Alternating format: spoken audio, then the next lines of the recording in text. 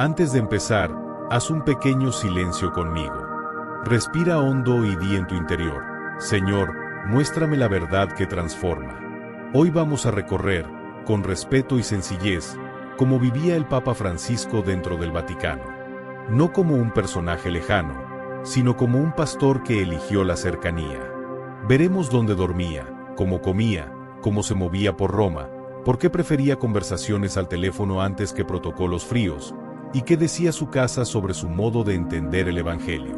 Prepárate para un viaje íntimo por puertas que no siempre se abren a la mirada curiosa, las de la vida diaria de un papa que escogió vivir en comunidad, en pequeño y con el corazón grande. Imagina el amanecer en una casa sencilla dentro del Vaticano. No hay salones interminables ni alfombras que acallen los pasos. Hay un pasillo con puertas que se abren y se cierran, un comedor donde el olor a café se mezcla con el murmullo de saludos, una capilla humilde donde el silencio tiene peso de oración. Allí comienza el día de Francisco, con la palabra abierta, la Eucaristía temprana y un propósito claro en el corazón: servir, escuchar, acompañar. Mientras Roma despierta, él elige lo cotidiano. Comparte mesa, intercambia preguntas breves con quien tiene al lado, pregunta por un enfermo, apunta un nombre para llamar más tarde. No busca ser visto, busca estar. En esa decisión se revela su forma de entender el ministerio, la santidad de las pequeñas cosas bien hechas, la grandeza escondida en gestos comunes, la autoridad que nace de la proximidad. En este recorrido entraremos a su habitación sobria, donde la sencillez no es discurso, es estilo de vida. Descubriremos por qué prefirió una residencia compartida antes que el apartamento pontificio, y cómo ese ambiente de puertas cercanas moldeó su agenda y su manera de rezar por las intenciones que la gente le confía.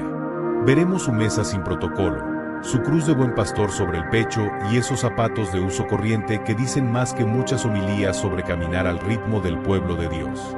Te llevaré también por su pasillo invisible. El teléfono que se convirtió en puente para llegar a ancianos, jóvenes y familias en apuro. Escucharás cómo, entre una misa y un almuerzo sencillo, nacían llamadas discretas que devolvían esperanza. Y saldremos a la calle con él, cuando un automóvil modesto lo lleva por Roma recordándonos que el mensaje pesa más que el brillo. Coherencia que rueda y da ejemplo. Habrá espacio para las historias que mejor hablan de un corazón, el gesto de volver a pagar una cuenta como cualquier huésped agradecido, la costumbre de poner nombres propios delante de San José y confiarle cargas ajenas, la atención a quienes sostienen lo cotidiano entre bastidores, las manos anónimas que convierten una casa en hogar. Todo eso compone un retrato distinto del Vaticano, no un museo, sino una comunidad en servicio. Este no es un video para admirar a distancia, es una invitación a acercarnos. Si alguna vez pensaste que la vida del Papa transcurre detrás de puertas imposibles, hoy las verás entreabiertas. Si alguna vez te preguntaste por qué la gente siente a Francisco tan cercano, aquí encontrarás pistas claras, un modo de vivir que habla antes que cualquier discurso.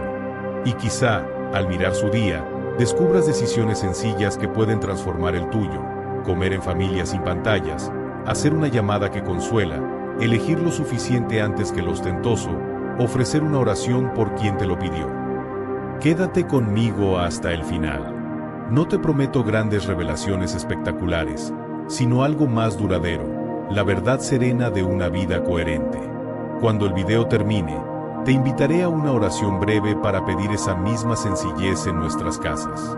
Porque la santidad no llega envuelta en terciopelo, llega en la fidelidad de cada día. Y hoy, paso a paso, vamos a caminar por ese día con Francisco. El amanecer en esa casa sencilla ya nos dejó una pista. Aquí la grandeza se mide en cercanía. Si te fijas, todo en este recorrido apunta a lo mismo, un corazón que eligió estar. Por eso, el primer paso de nuestra historia no es una anécdota suelta, es una llave que abre todas las demás puertas. Santa Marta, la elección que habló por él. Al ser elegido, Francisco tomó una decisión inesperada: no mudarse al apartamento pontificio del Palacio Apostólico. Eligió seguir viviendo en la Casa Santa Marta, la residencia de huéspedes donde se alojan los cardenales durante el cónclave. A simple vista podría parecer un detalle práctico, pero fue mucho más que eso. No fue un gesto aislado, fue un lenguaje. En lugar de largos pasillos, salas solemnes y un piso más silencioso que un monasterio, prefirió un comedor compartido, un pasillo con puertas que se abren y se cierran, saludos cotidianos, el rumor de platos, la cercanía de los rostros. Allí, cada mañana, celebraba la misa en la capilla de la casa y compartía el desayuno como cualquier residente. Esa casa se volvió su hogar, no por falta de opciones, sino por abundancia de convicciones. Prefirió comunidad antes que privilegio. Imagina la escena de los primeros días. Aún resuenan los ecos del cónclave, y en vez de instalarse en un piso alto con vistas perfectas y silencios largos, elige una habitación sobria con lo necesario. La puerta se abre a un pasillo donde se cruzan religiosas, trabajadores, huéspedes temporales, rostros conocidos y otros nuevos. Ese cruce de miradas explica su decisión mejor que cualquier discurso. Un papa puede habitar salones históricos y seguir siendo humilde, claro que sí. Pero Francisco quiso que su entorno diario hablara por él. Que la cercanía no fuera una consigna, sino un hábito. Que su día empezara con nombres propios y no con protocolos. Santa Marta tiene un ritmo particular. La capilla muy temprano, el comedor que despierta con olor a café, el saludo breve a quien sirve el pan, un ¿cómo va tu mamá?, que se queda en la memoria. Entre mesa y pasillo, apuntaba en papeles discretos las intenciones que la gente le confiaba. A veces, por la tarde, las dejaba bajo la imagen de San José dormido, un modo sencillo de decir confío y espero. Ese gesto doméstico condensaba su espiritualidad cotidiana, poner en manos de Dios lo que los demás no pueden cargar solos y volver al día con un paso más liviano. En una ocasión explicó que el apartamento papal es hermoso, pero grande y solitario, y que él necesitaba vivir con gente. No es una frase romántica, es el corazón de su estilo pastoral. La soledad monumental puede volver distante hasta al más cercano. Él eligió el murmullo de una casa viva, y esa elección moldeó todo lo demás. Los horarios se volvieron más porosos, los encuentros más espontáneos, los imprevistos más fecundos. Si un trabajador de la casa le pedía una oración por su padre enfermo, la respuesta no quedaba para una agenda lejana, a menudo nacía ahí mismo una promesa concreta de llamada o de misa ofrecida. Si una religiosa de conserjería le comentaba una preocupación, no recibía una deferencia vacía, sino una escucha real y una nota mental que más tarde se convertía en acción. La arquitectura también educa el corazón. Un palacio con corredores interminables invita al movimiento medido y a la agenda que se protege del roce. Una casa con puertas cercanas invita a la interrupción fecunda, al pase usted que cambia el tono del día. Francisco sabía que, si vivía en Santa Marta, estaría a un saludo de distancia de quienes sostienen la vida cotidiana del Vaticano. Esa proximidad evita idealizaciones y sostiene decisiones concretas. El liderazgo deja de ser una torre y se vuelve una mesa. Muchos recuerdan aquellas misas matinales con homilías breves, directas, nacidas de la palabra y filtradas por la experiencia de la casa. No eran discursos solemnes, eran conversaciones encendidas por el Evangelio y aterrizadas en lo que la gente vivía. Al terminar, el pasillo volvía a llenarse de pasos y de frases cortas. Allí se pactaban llamadas, se confirmaban visitas, se agendaban intenciones. Un papa en casa de huéspedes puede parecer una paradoja. En él fue una catequesis encarnada. La sencillez del entorno no anuló el peso de su misión, lo afinó. En una habitación pequeña caben muy bien un crucifijo, una mesa, un par de libros y una agenda. Y caben, sobre todo, la disponibilidad y la memoria. Disponibilidad para dejarse interrumpir sin perder el centro. Memoria para no olvidar a quien pidió ser recordado. Cuando uno vive entre otros, aprende a ajustar el paso y a leer el día como una secuencia de llamadas discretas de Dios. Esa lectura moldeó su ministerio tanto como cualquier documento. Santa Marta también enseñó otra lección: la autoridad que no necesita distancia para ser respetada. El respeto que nace del afecto y no del mármol. Quien lo veía en el comedor comprobaba que la dignidad del cargo no se pierde por compartir mesa, se fortalece. Ese tono se trasladó a sus encuentros públicos, a sus gestos con enfermos, a su modo de hablar con periodistas, a sus llamadas personales en horas improbables. Todo venía del mismo lugar, una casa donde la proximidad no era una excepción, sino el aire que se respiraba. Podemos decir que su reforma más silenciosa empezó por la dirección postal. Cambiar de casa cambió el mapa de sus días. Y ese mapa nuevo hizo visible un programa espiritual: vivir con otros, orar con otros, dejarse tocar por la realidad sin filtros innecesarios. La decisión de Santa Marta no fue una nota de color en la biografía. Fue el marco desde el que se entiende su modo de ser pastor. Desde aquí, los próximos capítulos se iluminan solos. La cruz sencilla que lleva al pecho, el teléfono convertido en puente, el coche modesto que habla tanto como una homilía, el gesto de pagar una cuenta que nadie esperaba. Todo está contenido, en germen, en esta elección primera que habló por él. Salir de la habitación en Santa Marta era entrar en una catequesis cotidiana. La puerta se abría al mismo pasillo donde sonaban tazas, voces bajas y pasos que no pedían permiso. Allí, la elección de vivir con otros se volvía visible en los detalles, lo que se toca, lo que se comparte, lo que se deja ir. Y esos detalles, más que adornos, eran señales que enseñaban sin necesidad de explicarlas. Señales de sencillez. Del comedor a la cruz. En Santa Marta, Francisco gustaba de las comidas sencillas y de las conversaciones sin formalismos. El comedor, con su olor a café temprano y pan tibio, era escuela de igualdad. No había protocolos de porcelana, había miradas que se reconocían. El saludo del personal de cocina, la breve charla con una religiosa que acababa de terminar su turno, el comentario sobre un enfermo que necesitaba una llamada. A la mesa, el evangelio sabía a pan compartido, y ese sabor deja huella. Ese clima de hogar común se reflejaba en su manera de vestir. La sotana blanca, sin ornamentos que distrajeran, decía servicio sin alardes. Los zapatos negros, de uso corriente, recordaban que el ministerio camina, y que lo hace al ritmo del pueblo. Y, sobre todo, el pectoral de plata con la imagen del buen pastor. No de oro.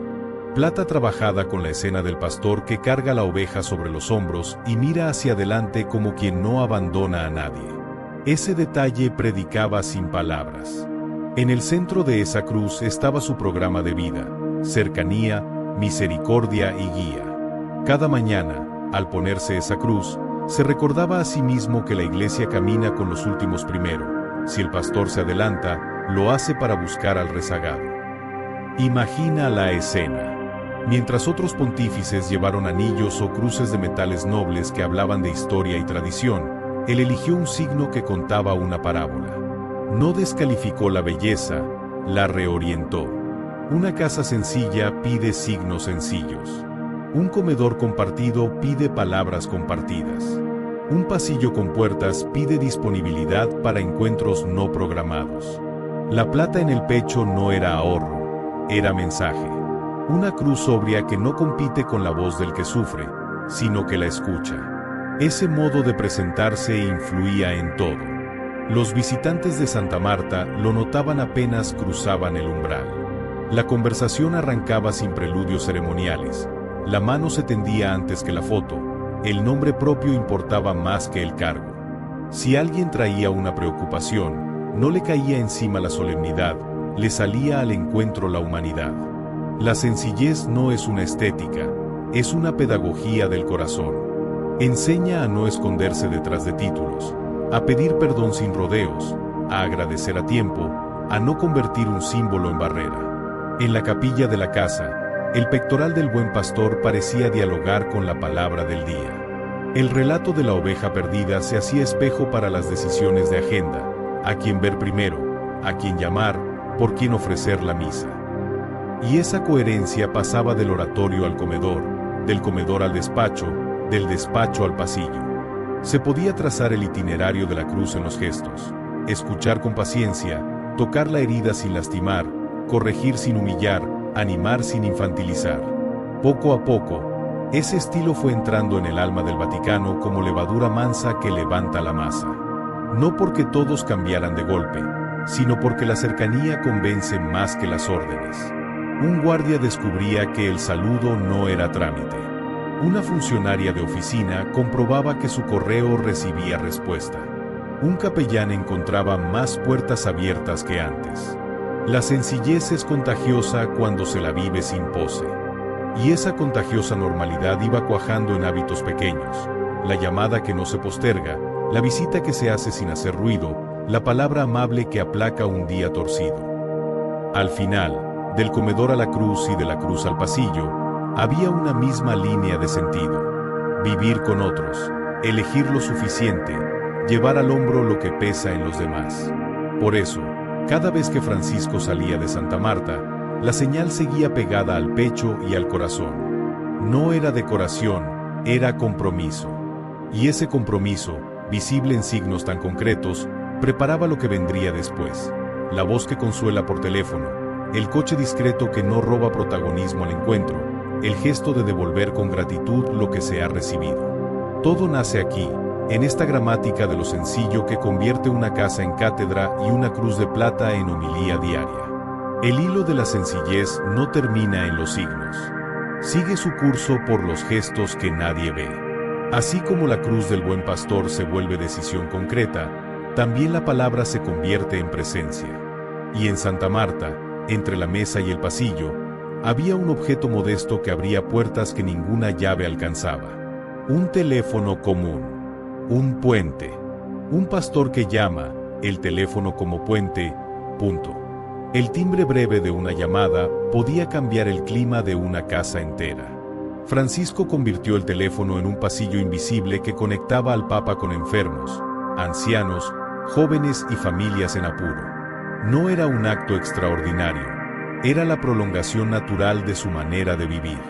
Después de la misa temprana, con las intenciones aún frescas en la memoria, tomaba el auricular y marcaba números escritos a mano. A veces respondía un hijo sorprendido, a veces una abuela que necesitaba más silencio que consejos, a veces un muchacho que solo quería saber si todavía valía la pena intentarlo. La voz al otro lado decía simplemente soy Francisco, y el mundo de quien atendía cambiaba de tamaño. En tiempos de pandemia, cuando las puertas físicas se cerraron y las distancias se multiplicaron, esas llamadas se volvieron respiración para muchos. Hizo incontables llamadas, más para escuchar que para hablar. El formato era sencillo. Preguntar el nombre, preguntar cómo va todo, dejar que el otro cuente sin reloj. La escucha, que en él era hábito, se volvió medicina. No había anuncios ni cámaras. Era la liturgia doméstica de la cercanía. Un saludo, una pregunta abierta, una pausa respetuosa. Y, si correspondía, una oración dicha en voz baja que convertía la sala de estar en capilla por un instante. El método era siempre el mismo y por eso funcionaba. Primero, el nombre propio, porque nadie sana cuando se lo trata como caso. Luego, una pregunta que no se responde con sí o no, porque la esperanza necesita espacio para desplegarse. Después, un silencio que no interrumpe, sostiene. Y, al final, un paso concreto. Ofrecer una misa, prometer una nueva llamada, pedir que alguien cercano visite, derivar con delicadeza hacia quien pueda ayudar mejor. La llamada no cerraba historias, abría caminos. Ocurrían desde la vida común de Santa Marta. Entre una taza de café y un papel por firmar, entre la puerta que se abre y el saludo breve al personal, sonaba ese pequeño timbre. El pasillo se hacía red. Lo notaban también quienes vivían o trabajaban cerca. Alguna vez veían apuntes en la mesa, María, volver a llamar. Carlos, preguntar por la operación. Familia R, enviar bendición por audio. La tecnología no era protagonista, era instrumento discreto. Como el coche sencillo, como la cruz de plata, el teléfono tenía un papel claro, servir para que el encuentro suceda. Hubo llamadas que llegaron al borde mismo del dolor y se quedaron allí, firmes, sin frases hechas. A una mujer que velaba a su esposo en soledad, le dijo voy a quedarme un momento contigo en silencio, y así lo hizo. A un joven que había perdido el ánimo le pidió que, al colgar, respirara hondo 3 veces y saliera a caminar unos minutos al sol si podía, pequeños comandos de esperanza. A un sacerdote abatido por el cansancio lo invitó a descansar sin culpa y a pedir ayuda a su comunidad, porque la caridad empieza por reconocer el propio límite. En todos los casos, la llamada fue una mano sobre el hombro que no aprieta. Esta práctica no nació de una estrategia comunicacional, sino de un principio evangélico que él repetía con naturalidad: ven y verás. La comunicación cristiana, decía, empieza escuchando. Por eso, su modo de estar al teléfono tenía la humildad de quien sabe que la verdad del otro merece tiempo y que el consuelo no se improvisa. Ese ritmo no se sostenía por voluntad de hierro, se sostenía por una vida orante. De ahí salía la paciencia. De ahí la intuición para discernir cuándo hablar y cuándo callar. De ahí la libertad para no convertir cada gesto en noticia. El fruto era visible en quienes recibían esas llamadas. Una abuela guardaba en un papelito el día y la hora de la conversación como si fuera sacramental. Un interno hospitalario recuperaba algo de ánimo para encarar una nueva noche. Una familia atravesaba el duelo con menos frío. Y allí donde el dolor no cedía, al menos cedía la sensación de abandono. Ser vistos por Dios a través de una voz humana. Para muchos, esa fue la experiencia exacta. El teléfono también educó a su entorno. Quien trabaja cerca de alguien que llama, aprende a no posponer la compasión. Un guardia de Santa Marta, una religiosa de conserjería, un funcionario de oficina podían salir de su jornada con el eco de esa cercanía resonando en los propios gestos. De pronto, un trámite se hacía más amable, un correo recibía una respuesta más diligente, una conversación difícil llegaba a puerto con menos aspereza. La misericordia tiene esta cualidad contagiosa cuando se vuelve hábito. En más de una ocasión, esas llamadas desembocaron en encuentros personales. Si una historia pedía presencia, se organizaba sin ruido. Visitas breves, saludos discretos, oraciones en voz baja. La lógica era siempre la misma: primero la persona, luego el protocolo. No para desordenar, sino para que el orden sirviera a la caridad y no al revés. Y si no se podía estar físicamente, la fidelidad de una segunda llamada sostenía lo comenzado. Así, de la cruz al bolsillo y del comedor al auricular, la cercanía se hizo sistema de vida. El capítulo anterior nos mostró los signos que dicen sin palabras. Este nos deja escuchar la voz que sostiene sin imponerse. Juntos explican por qué muchos sintieron tan propia su forma de ser pastor. Y preparan lo que vendrá en el camino. Salir a la calle en un coche modesto que no distrae del encuentro, llegar donde hace falta con la misma sencillez con que suenan estos timbres. Porque cuando el corazón aprende a llamar, también aprende a ponerse en camino. Y el camino, en Francisco, habla tanto como las llamadas. Del otro lado del auricular, la voz se despedía con un gracias, Santo Padre, que quedaba flotando como una bendición doméstica. Francisco colgaba, anotaba 2 palabras para no olvidar el seguimiento y miraba el reloj. Tocaba salir. La misma lógica que guiaba sus llamadas guiaba sus desplazamientos. Ir donde está la gente con lo necesario y nada más. La cercanía, si no se camina, se enfría. Y él prefería mantenerla en movimiento. Un coche modesto, una ciudad inmensa. Roma es un laberinto hermoso que se recorre mejor sin estridencias. Cuando salía por la ciudad, Francisco elegía autos sencillos. En Estados Unidos se movió en un Fiat 500L que parecía pequeño al lado de los convoys oficiales, y en Roma solía emplear un Ford Focus discreto. El gesto informaba sobre el mensaje: si el coche es un medio, que lo sea de verdad. Un volante, 4 ruedas, un destino claro y el corazón libre para el encuentro. Nada de vitrinas sobre ruedas ni de blindajes simbólicos que separan más de lo que protegen. Subir a un coche modesto tenía una pedagogía propia. La calle, con su ruido de motos y su música de mercados, no quedaba fuera, entraba por la ventana entreabierta. Desde allí se ve lo que a veces se pierde tras los vidrios oscuros: el vendedor que madruga, la madre que cruza con 2 niños, el anciano que busca sombra junto a una pared antigua. La ciudad deja de ser un decorado para volverse un interlocutor. Y el interlocutor te recuerda, sin hablar, quién eres y para quién vives. A esa sencillez al volante se sumaba una exhortación constante a sacerdotes y religiosos, no obsesionarse con vehículos lujosos. No por puritanismo, sino por coherencia. Si la misión es llegar, basta con lo suficiente.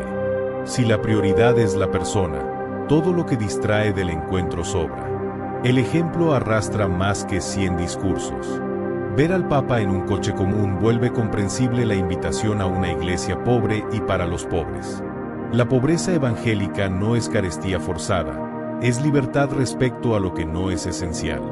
El trayecto en un coche así tenía un ritmo humano. No hacía falta organizar caravanas que vacían avenidas, bastaba con elegir bien el horario y la ruta, saludar con la mano cuando alguien lo reconocía, pedir con una mirada paciencia si el tráfico se ponía caprichoso. Ese modo de desplazarse decía más que un comunicado. La autoridad no necesita altura mecánica para ser visible. Se ve sola cuando camina al nivel de los ojos de la gente. También había prudencia, por supuesto. No se confunde sencillez con imprudencia. Pero su seguridad no estaba depositada en el grosor de una puerta, sino en una confianza mayor, la gente, el encuentro y una fe que sabe abrazar el riesgo con discernimiento. Esa mezcla de realismo y abandono en Dios le permitía moverse con libertad sin teatralizar el peligro ni rendir culto al miedo. En cada salida quedaba una escena para recordar. Un niño señalando con asombro un coche igual que el de mi papá. Un joven que, al verlo pasar, levantaba el pulgar como quien aprueba una decisión que entiende. Un sacerdote que volvía a casa pensando si realmente necesitaba cambiar su vehículo por uno más caro. La coherencia, cuando se hace cotidiana, siembra preguntas buenas alrededor. La ciudad inmensa respondía con su propio lenguaje. Roma, que conoce de apariencias tanto como de santidad, sabe distinguir los gestos que nacen del corazón de los que buscan foco. El coche modesto no era un truco de comunicación, era la prolongación sobre ruedas de la mesa sencilla y del pectoral de plata. La misma línea, suficiente, cercano, disponible. Y así, de llamada en llamada y de trayecto en trayecto, se iba dibujando un mapa de ministerio a ras de suelo. Salir en un Ford Focus o en un Fiat 500L no resolvía por sí mismo los problemas de nadie, pero predisponía el alma para llegar de otra manera. Quien desciende de un auto discreto no entra a un lugar desde arriba, entra por la puerta de la normalidad. Y la normalidad, cuando la habita la gracia, es un territorio fértil para el Evangelio. Ese modo de desplazarse volvió creíble sus palabras sobre una iglesia pobre y para los pobres. Porque las palabras, si no pisan calle, se evaporan. Aquí, en cambio, estaban encarnadas, un volante sencillo, una ciudad inmensa y un pastor que prefería perder brillo para ganar cercanía. Desde esa coherencia que circula sobre ruedas humildes, el camino quedaba abierto para otro signo igual de elocuente, devolver lo recibido cuidando lo pequeño. Y allí nos espera la próxima escena. Salir en un coche sencillo educa el corazón para lo que viene después. Cuando la puerta se cierra y el motor se apaga, quedan a la vista los gestos que revelan de que está hecho un estilo. Y hay gestos que, por su claridad, valen más que un discurso entero. Del asfalto de Roma pasamos a un mostrador, a una sonrisa de conserjería, a una factura doblada en 4. Allí se entiende la coherencia por dentro. Un corazón que devuelve lo recibido. Aquella mañana, ya electo, decidió volver al hospedaje donde se había quedado antes del cónclave para pagar su cuenta. Podía haber enviado a cualquiera en su nombre. Podía haber convertido el trámite en un protocolo a distancia. No lo hizo. Entró por la puerta como un huésped más, pidió la factura, agradeció el servicio y saldó lo que correspondía. No cambió una cuenta por una audiencia, ni una firma por una bendición. Pagó, dio las gracias y se fue a su nuevo trabajo. Los que estaban allí recuerdan la escena sin artificios. Un saludo breve, un comentario amable sobre la estancia, la tarjeta, el recibo, la mirada que reconoce a quien sirve detrás del mostrador. En ese intercambio mínimo se transparenta una regla que lo acompañó siempre. Cuando Dios te confía algo grande, cuida lo pequeño. Si la justicia empieza por casa, la gratitud empieza por la cuenta al día. Es el Evangelio traducido en un recibo. Ese gesto no era una excepción brillante para la foto. Era la continuidad natural de la vida en Santa Marta, del pectoral de plata, del coche discreto, de las llamadas que comienzan por el nombre. La coherencia se comprueba en la zona sin aplauso. Pagar lo debido, agradecer a tiempo, mirar a los ojos al que sostiene lo cotidiano, volver sobre los propios pasos para cerrar bien una puerta. La santidad de las cosas pequeñas tiene este modo doméstico de manifestarse. También hay un mensaje silencioso para la Iglesia en ese mostrador. La autoridad no pierde dignidad cuando se inclina a realizar un acto común. Al contrario, la gana. Quien se hace cargo de lo pequeño que le corresponde está más libre para decidir en lo grande. Una firma en un recibo puede parecer poca cosa, pero forma el mismo músculo interior con el que luego se firman decisiones que tocan vidas y comunidades. El corazón que devuelve lo recibido se vuelve confiable. Piensa en la cadena de frutos que nacen de una gratitud tan concreta. El personal del hospedaje se lleva a casa una historia que contará con orgullo y, quizá, con consuelo en días difíciles. Quien escucha esa historia entiende mejor lo que se predica desde el balcón. Y quienes trabajan a su alrededor descubren que el estilo se practica en los márgenes de la agenda tanto como en el centro. Un pastor que vuelve a pagar lo suyo enseña, sin palabras, a cuidar lo que no se ve. Ese día dejó otra enseñanza íntima. La humildad no es hacerse menos, es ponerse en el lugar correcto. El lugar correcto, cuando se ha recibido un servicio, es el de quien agradece y responde. El lugar correcto, cuando se ha sido elegido para algo grande, es el de quien no rompe los hilos de la vida común. La grandeza evangélica no exime de deberes sencillos, los ilumina. Por eso esta escena dialoga con todo lo que venimos recorriendo. El comedor compartido, la cruz del buen pastor, el teléfono que escucha, el coche que no distrae. Todo conduce a lo mismo. A un modo de estar en el mundo que devuelve lo que recibe y procura no dejar deudas de atención ni de justicia. Así se evita que el cargo flote por encima de la realidad. Así se pisa tierra sin perder el cielo. Al salir del hospedaje, la ciudad siguió su curso y él siguió el suyo, con la misma prisa serena de quien tiene mucho que hacer y no quiere olvidar por qué lo hace. Quedaba por delante la rutina de una casa que ora y sirve, el latido de una comunidad que sostiene cada día con manos discretas. Y hacia allí vamos, a ese corazón de Santa Marta donde las decisiones se vuelven costumbre y la costumbre, oración compartida. Porque la coherencia que paga una cuenta es la misma que enciende una vela por los nombres confiados y prepara la mesa para todos. Salir del hospedaje habiendo dado las gracias deja el corazón en su sitio. La coherencia de los gestos mínimos prepara el terreno para lo que sostiene todo por dentro. De la calle volvemos a la casa. Allí se entiende por qué cada detalle importa y cómo lo pequeño se convierte en costumbre que alimenta. Casa que ora y sirve. Santa Marta no fue solo techo y horario. Fue capilla, fue mesa, fue lugar para volver a empezar cada día.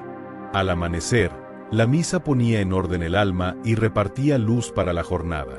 No era un rito apresurado, era el punto de apoyo desde el cual se movía todo lo demás. La palabra escuchada en silencio se convertía en decisiones concretas.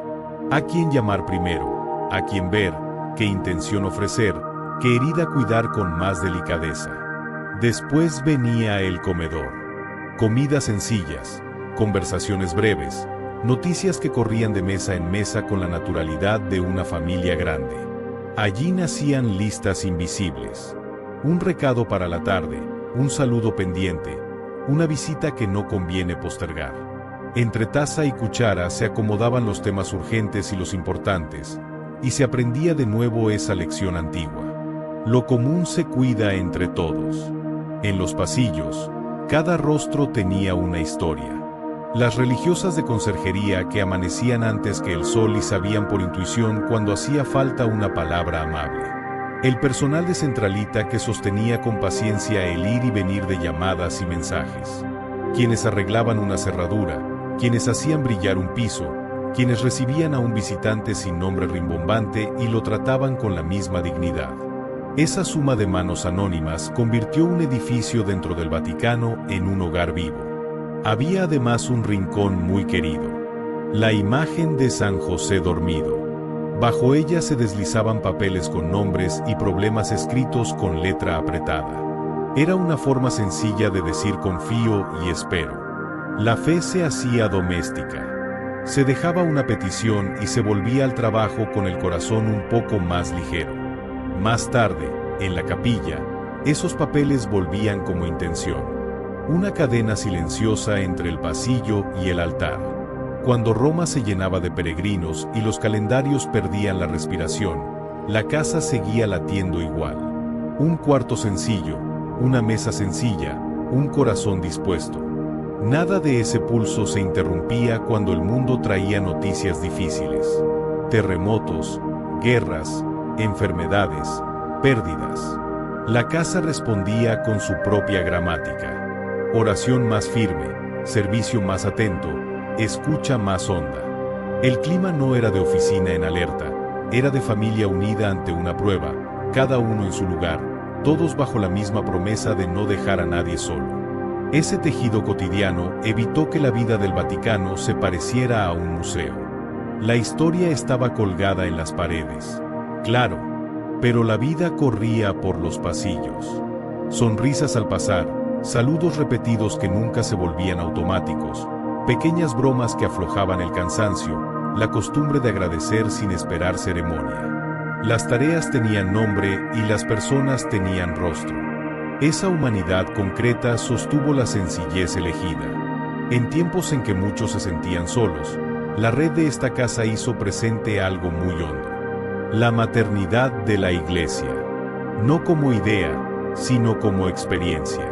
Una llamada que llega a la hora justa, una puerta que se abre de verdad, un plato caliente servido con paciencia, una vela encendida por quien no pudo venir. Allí la grandeza se medía en cuidados pequeños repetidos sin cansancio. Al caer la tarde, el círculo se cerraba donde había comenzado. La capilla. Acción de gracias por lo vivido, ofrecimiento por lo que dolió, propósito claro para el día siguiente. Se revisaban recorridos, se repartían tareas, se confirmaban nombres. Esa rutina, lejos de encerrar, liberaba. Ponía en su sitio lo urgente y lo importante, afinaba la mirada para que nada esencial quedara fuera. Y así, entre una oración breve y un gesto concreto, la casa volvía a pronunciar su vocación. Rezar y servir. Servir y rezar. Desde esta casa, la sencillez dejó de ser estilo para volverse estructura. El comedor enseñó a compartir, la capilla enseñó a escuchar, el pasillo enseñó a estar disponibles. Y todo junto formó un tono que atravesó puertas y plazas. Un modo de ser iglesia donde cada mañana ofrece un inicio limpio y cada noche devuelve los nombres a las manos de Dios. En ese ir y venir de lo pequeño nació la fuerza de los gestos grandes que el mundo recuerda. Y por eso, al cerrar esta jornada, la sensación que queda es clara. No fue una agenda brillante, fue un hogar fiel. Y en hogares así se aprende la santidad que sostiene a muchos. La casa se aquieta y el murmullo de los pasillos se vuelve latido. Quedan encendidas solo las luces necesarias, como si el propio edificio recordara que todo lo que hicimos hoy nació de algo más hondo. Desde esta calma sencilla, lo vivido en Santa Marta mira hacia nosotros y nos pregunta en voz baja qué queremos llevarnos a casa. Si hoy te preguntas qué nos deja esta forma de vivir, piensa en la elección de una casa. No era solo una dirección postal, era una declaración espiritual, vivir con otros, comer con otros, escuchar a otros, dejarse interrumpir por otros. No todos estamos llamados a ser papas, pero todos estamos invitados a elegir una vida más cercana. Tal vez para ti signifique comer en la mesa con los tuyos sin el teléfono a un lado, o hacer una llamada a ese amigo que atraviesa una enfermedad, o conducir un coche normal pero con el corazón lleno, o pagar una cuenta que debe sin excusas. La sencillez no es falta de ambición, es ambición por lo que importa. Es poner nombre y fecha a la esperanza, es dejar que la fe se vea en la agenda y no solo en los discursos. Cuando una casa reza y sirve, la ciudad cambia un poco, y el mundo también. Y cuando alguien abre su puerta para consolar, organizar, agradecer y volver a empezar, el Evangelio vuelve a hablar en presente. Hoy, al cerrar estas puertas, no termina una historia, empieza la tuya. Elige un gesto concreto para mañana, una mesa compartida, una visita, una llamada, un perdón. Y si te pesa el cansancio o la duda, recuerda que los grandes cambios nacen de pequeñas fidelidades repetidas con amor. Hagamos una oración sencilla. Señor Jesús, buen pastor, enséñanos a vivir con sencillez. Danos casas que sean hogares, manos que sirvan y oídos que escuchen. Que nuestras decisiones diarias hablen de ti más que nuestras palabras. Y que, cuando alguien cruce nuestra puerta, encuentre un poco de tu paz. Amén.